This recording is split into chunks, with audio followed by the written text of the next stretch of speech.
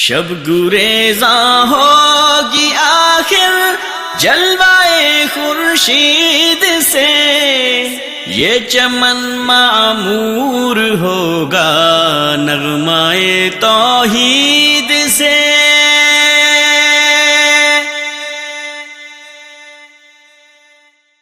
السلام علیکم ورحمۃ اللہ وبرکاتہ۔ ان الحمد للہ نحمده ونستعینه ونستغفره ونعوذ باللہ من شرور انفسنا ومن سیئات اعمالنا، من يهده الله فلا مضل له ومن يضلل فلا هادي له، اشهد ان لا اله الا الله وحده لا شريك له واشهد ان محمدا عبده ورسوله، اما بعد۔ قبر پرستوں کا عجیب معاملہ ہے کہ اللہ کی کتاب اور پیارے نبی صلی اللہ علیہ وسلم کی صحیح احادیث کو چھوڑ کر قصے اور کہانیاں، ضعیف یا من گھڑت روایات، ان کو سہارا بنا کر اپنی قبر پرستی کی دکان کو چمکاتے رہتے ہیں، اور ان کی کوشش یہی ہوتی ہے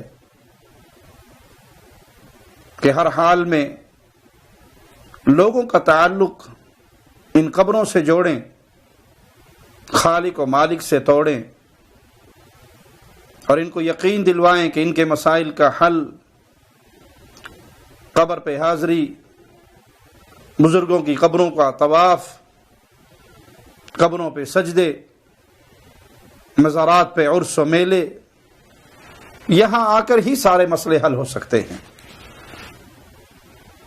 اور اس کے لیے چاہے انہیں من گھڑت روایات کا سہارا لینا پڑے، ضعیف روایات کا سہارا لینا پڑے،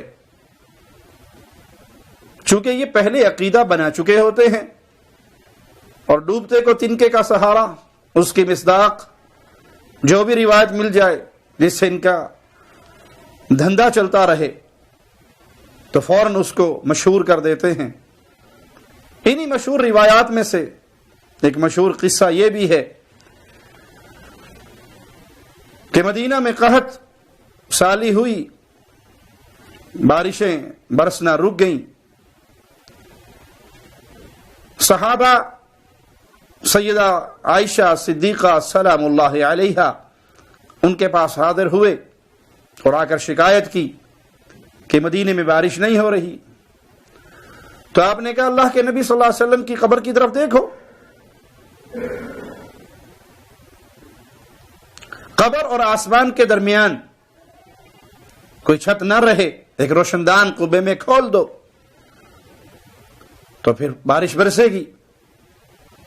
مشہور قصہ گو مولوی ثاقب رضا مصطفی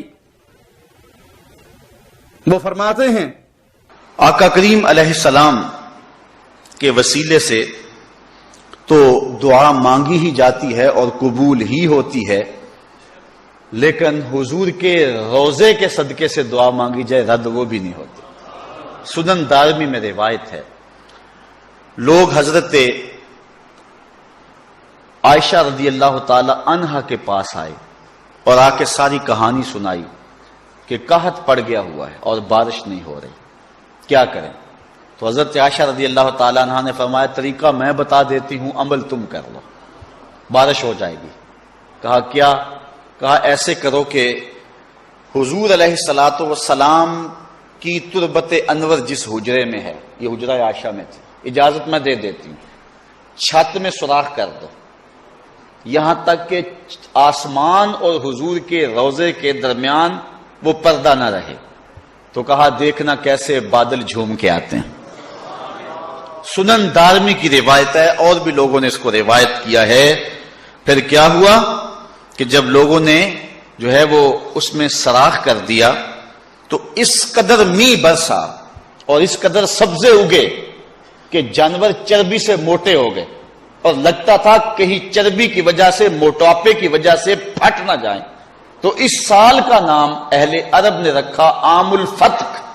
عام الفتق کا معنی پھٹنے کا سال، یعنی ہر جانور اتنا پھولا ہوا تھا اور اتنا موٹا تھا کہ ہر بندہ کہتا تھا یہ جانور پھٹ نہ جائے کہیں، تو اس سال کا نام عربوں نے رکھ دیا عام الفتح، پھٹنے کا سال۔ یہ سال کب پیدا ہوا؟ جب حضور کے روضہ انور اور چھت کے درمیان سے وہ جگہ تھوڑی سی ہٹا دی گئی اور آسمان نے جب حضور کے روضے کا نظارہ کیا تو جھوم کے برسنے لگا۔ اب یہ قصہ جو مولوی صاحب نے بیان کیا اور بھی کئی لوگوں نے اس کو بیان کیا، یہ روایت صرف سنن دارمی میں ہے، اور اس روایت میں کئی علتیں ہیں جس کی وجہ سے یہ روایت ضعیف ہے، اس کی بنیاد پہ عقیدہ نہیں بنایا جا سکتا۔ سب سے پہلے اس روایت کی سند میں پہلے راوی ابو النعمان ہیں اور ان کا نام محمد بن فضل، یہ ثقہ ہیں لیکن آخری عمر میں اختلاط کا شکار ہو گئے۔ امام ابن حجر رحمہ اللہ نے مختلف محدثین سے یہ بات بیان کی، ثقۃ ثبت تغیر فی آخر عمرہ، یہ ثقہ راوی ہیں لیکن عمر کے آخری حصے میں اختلاط کا شکار ہو گئے، ان کا حافظہ متغیر ہو چکا تھا۔ اس سند کے دوسرے راوی سعید بن زید ہیں، ابن حجر رحمہ اللہ نے ان کے بارے میں لکھا صدوق لہ اوہام، یہ صدوق ہیں مگر ان کے کچھ اوہام ہیں، وہم کا شکار ہو جاتے تھے۔ امام ابن حبان رحمہ اللہ نے ان کے بارے میں لکھا كان صدوقا حافظا ممن كان يخطئ في الاخبار ويهم حتى لا يحتج به اذا انفرد۔ امام ابن حبان رحمہ اللہ فرماتے ہیں یہ صدوق اور حافظ راوی ہیں، ان راویوں میں سے جو روایات بیان کرتے ہوئے غلطی کرتے ہیں اور وہم کے شکار بھی ہو جاتے ہیں، اگر یہ کسی روایت میں اکیلے ہوں تو پھر وہ روایت قبول نہیں کی جائے گی، وہ روایت حجت نہیں ہوگی، اور اس قصے میں بھی یہ اکیلے ہیں، کسی دوسری سند سے یہ روایت نہیں ملتی۔ امام ابو حاتم اور امام نسائی رحمہ اللہ وہ بھی ان کے بارے میں کیا کہتے ہیں سنیے، لیس بالقوی، یہ مضبوط راوی نہیں ہے۔ امام دارقطنی رحمہ اللہ نے بھی انہیں ضعیف قرار دیا، امام ابو بکر البزار نے بھی انہیں کمزور راوی قرار دیا۔ اس سند کے تیسرے راوی عمر بن مالک النکری، ان کے بارے میں ابن حجر رحمہ اللہ فرماتے ہیں صدوق لہ اوہام، اس بات کے اصل راوی ابو الجوزاء اوس بن عبداللہ ثقہ اور فاضل راوی ہیں، لیکن امام بخاری رحمہ اللہ نے واضح طور پر فرمایا انہ لم یسمع من مثل ابن مسعود وعائشہ وغیرہما، انہوں نے ابن مسعود اور سیدہ عائشہ رضی اللہ تعالی عنہا سے، ان جیسے صحابہ سے نہیں سنا۔ اسی طرح امام ابن عدی وہ بھی الکامل فی الضعفاء میں لکھتے ہیں، اسی طرح امام ابن عبد البر رحمہ اللہ انہوں نے فرمایا کہ انہوں نے عائشہ رضی اللہ تعالی عنہا سے نہیں سنا، ان سے ان کی روایت مرسل یعنی منقطع ہے۔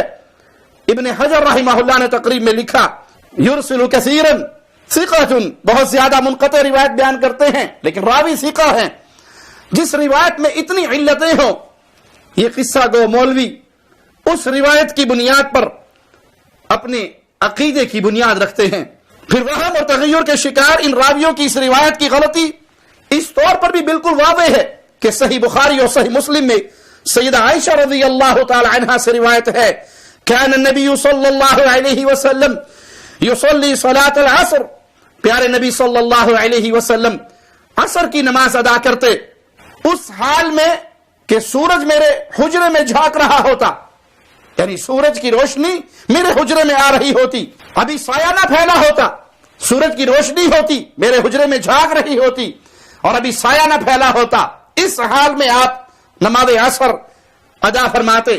اس روایت سے صاف معلوم ہے کہ حجرہ کوئی اندھیری کوٹھڑی کا نام نہیں کہ جہاں پر سورج کی روشنی نہیں آتی تھی، قبر اور آسمان کے درمیان کوئی کھڑکی کھولنا ضروری تھی تاکہ وہاں درمیان میں گیپ ختم ہو جائے اور سورج کی روشنی اندر آئے۔ آسمان اور قبر کے درمیان جب گیپ نہیں ہوگا تو فوراً بارش برسے گی۔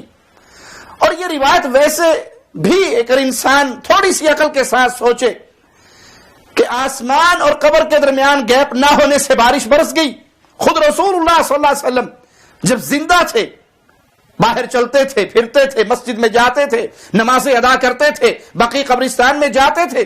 آپ کی زندگی کے اندر بھی یہ معاملہ ہوا کہ قحط سالی ہوئی. اب آپ کے اور آسمان کے درمیان کوئی چھت نہیں ہے، کوئی رکاوٹ نہیں ہے، لیکن بارش نہیں برسی. مشہور روایت ہے کہ اللہ کے نبی صلی اللہ علیہ وسلم جمعے کا خطبہ ارشاد فرما رہے، ایک شخص نے کھڑے ہو کر کہا اللہ کے نبی بارش نہیں برسنی، دعا کیجئے. آپ نے ہاتھوں کو بلند کر دیا، دعا مانگی، دوران خطبہ ہی بادل آئے اور بارش برسی. آپ کی داڑھی مبارک سے بارش کے قطرے گرنے لگے. اگلا جمعہ ہوا، پھر کھڑے ہونے والے کھڑے ہوئے، اے اللہ کے نبی صلی اللہ علیہ وسلم بہت بارش ہو گئی، دعا کیجئے. اب یہ ہمارے مدینے سے اللہ اس کو کسی اور طرح منتقل کر دے. آپ نے دعا کی، بادل پھٹ گئے، سورج نکل آیا. تو نبی صلی اللہ علیہ وسلم کی زندگی میں جب آپ زندہ تھے، موجود تھے، آپ کی اور آسمان کے درمیان کوئی رکاوٹ نہیں ہوتی تھی، تب بھی بارشیں رکی. اور وہ بارش برسی کب؟ جب رسول اللہ صلی اللہ علیہ وسلم نے دعا کی، استسقاء کی نماز پڑھائی، اللہ سے مانگا، اللہ سے دعائیں کی، تو اللہ نے بارش برسا دی. یہ روایتیں بیان کرنا اور لوگوں کا یہ عقیدہ بنانا کہ قبر پہ حاضری ہو، قبر پہ موجود ہو، قبر کی طرف رجوع کرے تبھی ہمارے مسائل حل ہوں گے، یہ اہل ایمان کا طرز عمل نہیں ہے. اہل ایمان ہر مسئلے میں اللہ کے بندوں کا رشتہ اللہ کے ساتھ جوڑتے ہیں اور انہیں توحید کے راستے پہ چلاتے ہیں. اللہ سے دعا ہے اللہ ہمیں زندہ رکھے ایمان کی بہترین حالت میں، موت دے تو اس حال میں اللہ ہم سے راضی ہو، ہم اپنے اللہ سے راضی ہوں. اقول قولی ھذا واستغفر اللہ لی ولکم ولسائر المسلمین.